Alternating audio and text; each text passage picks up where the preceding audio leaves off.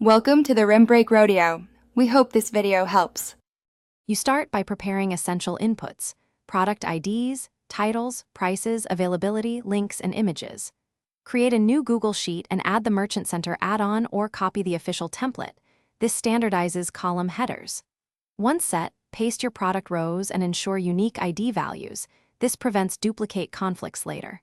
Make sure currency and country settings match your Merchant Center store because mismatches cause rejections. Now save the sheet and proceed to connect it to your account. Next, you map columns to Merchant Center attributes using the add-on mapping tool. This tells Google which column is title, price, image, and so on. Run the validation step. Pay attention to required attributes and warnings. When errors appear, correct data in the sheet and revalidate. For bulk fixes, apply simple formulas or find and replace. If you need transformations, use feed rules or calculated fields so product formats meet Google's expectations.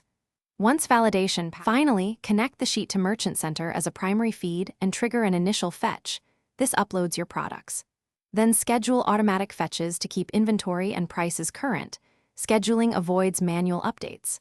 Monitor the Diagnostics tab for disapprovals, item-level errors, or policy issues.